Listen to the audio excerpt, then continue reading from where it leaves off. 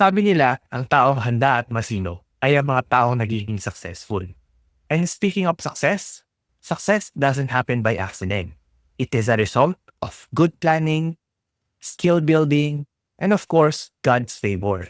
At bilang mga health and safety officer, preparation is not an option. It is essential.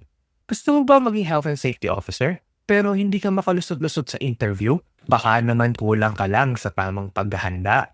At kung iniisip mo na sapat na ang Bosch training at resume, well, think again. Okay, imagine this. Graduate ka ng Bosch training, tapos may konting OJT experience ka sa isang construction company. Then, nagkaroon ng opening sa isang planta. And excited ka, nag-print ka ng resume, pumorma ka pa, nag-smart casual.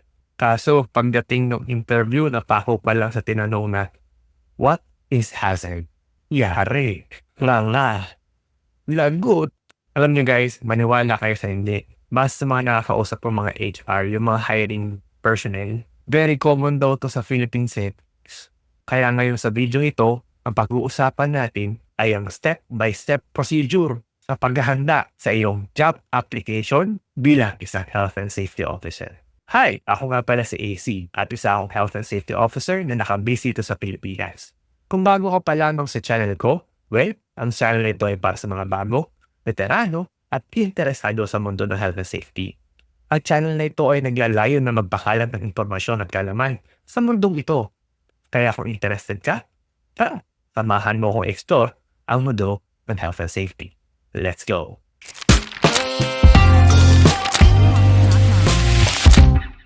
Okay, gaya nga nung nasabi ko kanina, ang pag-uusapan natin ngayon ay tungkol sa step-by-step procedure sa application para makapag-apply ka bilang isang health and safety officer. At isa sa pinakauna mong dapat gawin ay ang resume. Alam nyo guys, huwag sana maging generic ang resume ninyo. Ang resume kasi ay ang first impression ng isang tao. So kailangan be unique. Ngayon, ang daming mga resume na meron sa Canva. Ang importante nandito ay dapat ninyo i-phrase ng maayos yung mga achievements mo, yung highlights ng career mo. Siyempre, di ba?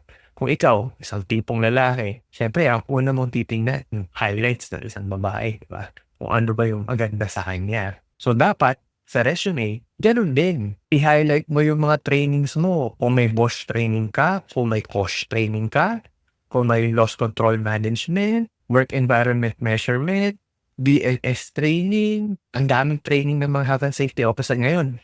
Yan libre. I-highlight mo rin sa resume mo yung mga experience. Like kung fresh grad ka, OJT. Kung hindi naman, yung mga previous project handled, yung mga previous employment mo, i-highlight mo doon. Ilagay mo sa resume mo yung mga roles and responsibilities mo. Gumamit ka rin ng mga active languages. Pag sinabi natin mga active languages, ito yung mga kagaya ng conducted training, yung word na conducted, initiated, no? Spearheaded, no? Managed, mga ganong salita. Kasi yung mga ganitong bagay, it shows that you are in control. Meaning, you are the one responsible for the safety talaga. Yung iba siguro, nag-iisip na, naku, nung nag-aaral ako, nakaluto na ako ng kanton eh. Ilagay mo rin yung mga certifications and trainings mo. Kung kailan ito nangyari, kung may expiration ba, no? Ilagay mo rin kung sino ba yung nag-train, year or month ng training, name of the institution that trained you, and yung topic na diniscuss during the training or seminar. Importante na yung resume mo naka-tailor fit dun sa position na tatrabahuhin mo. Siyempre po sa construction ka, i-take mo ng konti patungo dun sa construction industry.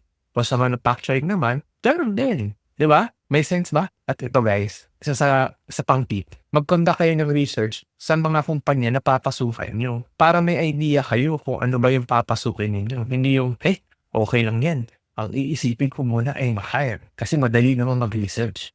Mali.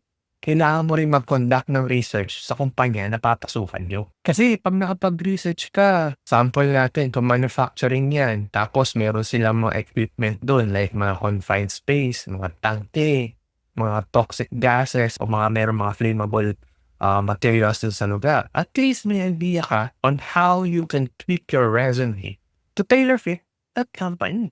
So meron na tayong resume. Pangalawa, mag-prepare ka sa mga basic question, lalo na yung question patungkol sa health and safety officer. Yung question ko kanina, kapon natin, what is hazard? What is risk? What is hierarchy of control? Bakit guys? Importante yun. O kaya, mag-prepare ka din sa mga question na, what is your plan 5 years from now? O kaya, siguro isa sa mga question ngayon, can you give me your understanding about DO 252-25? Baka kasi mamaya yung alam mo lang is 11058 tapos hindi mo pa alam mo pangalan nun. Nako po, problema.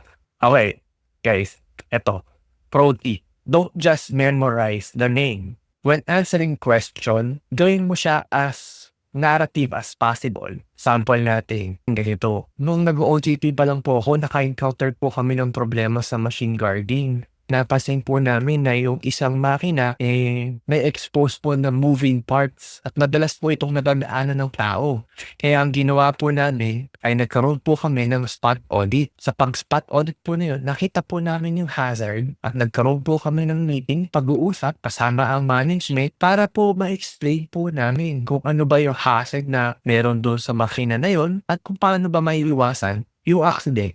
Nakita niyo yung ginawa ko. Kita niyo, diba? Doon sa sample na yun, napakita na natin na sanay kayo pag-hazard identification. Alam niyo yung process on how to deal with the hazard. Alam niyo rin yung pakikipag-usap sa top management, diba? So pag nasagot niyo siya ng ganun, ay naku po, parang ang pogi-pogi niyo na sa kanila. Ewan ko na lang kung hindi pa kayo pa-hire. At ito, yung pangatlo, related to sa number 2, no? At least kahit papaano, be familiar with the local OSH regulations. Like yung RA 11058 o kaya yung bagong Department Order 252-25. Maging particular din sa mga company rules and regulations like meron bang permit to work system dito? Meron bang mga policies, guidelines? At least, you are very familiar on how to navigate yung mga ganong situation. Okay din ngayon, no, na magdala ka ng mga notes mo. Hindi naman masama yun. Kasi, kahit ako, hindi ko kabisado yung yellow book. Hindi ko rin kabisado yung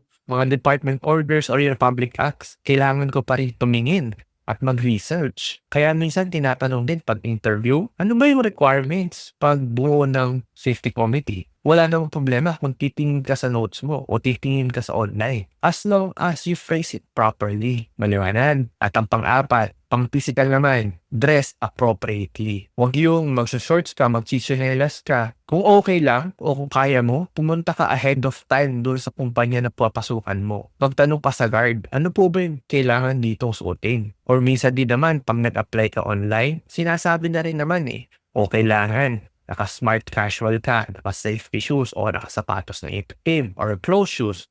Bawal na nakapantalon. Yung mga ganong bagay. Bakit? You have to look professional. Kasi doon pa lang sa pagtiningnan ka, alam na nila kung may future ka ba sa kumpanya o wala. Maliban sa physical, be punctual, be ahead of time. Kung sinabi ng recruiter na alas 8, dapat nandun ka na sa lugar pagawaan. Dapat mga 7:45 nandun ka na kahit naghintay ka sa guardhouse. Mas okay na ikaw ang maghintay kaysa sila, di ba? During the interview din, wag malikot yung mata. Baka kasi mamaya mukha kang addict gano'n. Kasi po ganito Guys, yung eye contact is very important. It shows that you are listening. It shows that you are real with the person you're talking. And it shows that you're very professional and knowledgeable doon sa field na pinapasukan mo. So talaga kahit anong gawin mo dapat, ito yung inuuna mo. Magdasal ka muna bago mag-start yung interview. Ask for his help. Sabihin mo, Lord, please guide niyo po yung sasabihin ko. Please. Ganong mga bagay. Kasi kung ayaw mo talaga maraming dahilan Pero kung gusto mo talaga, maraming paraan. Okay, tapos na tayo sa resume, tapos na tayo sa knowledge, tapos na tayo sa physical aspect. Ito yung pinakamatindi sa lahat yung spiritual aspect o kaya yung emotional aspect. Kahit gaano ka prepared, kahit gaano ka ayos yung postura mo, talagang tatamaan ka pa rin ng kaba. At normal yun. Pero tandaan mo, preparation shows faith too. Sabi sa Proverbs 16:3, commit your works to the Lord and all your plans will succeed. Ang trabaho na para sa'yo, ibibigay talaga ng Panginoon yan. Pero, kailangan mong maghanda. Kaya, Kung meron ka ng target na kumpanya, balikan mo lang yung tip na sinabi ko kanina. Baka mamaya makatulong. Dahil sa panahon ngayon, hindi lang skills ang lamanan. Preparation, mindset, at faith ang tunay na edge mo sa ibang aplikante. Okay, tapos na tayo. At kung nakatulong sa iyo ang video na ito, huwag mo namang kalimutang i-like yung video. At kung hindi ka pa nakasubscribe, please, mag-subscribe ka naman. At kung nakasubscribe ka na, maraming salamat ka safety. At kung meron ka pang additional na question, baka hindi ko natalakay, or meron kang gustong i-share na experience mo sa pag-apply bilang health and safety officer, comment down below. Yeah. Maraming salamat. Ako nga pala ulit sa AC at mag-ingat po tayo lahat. Paalam.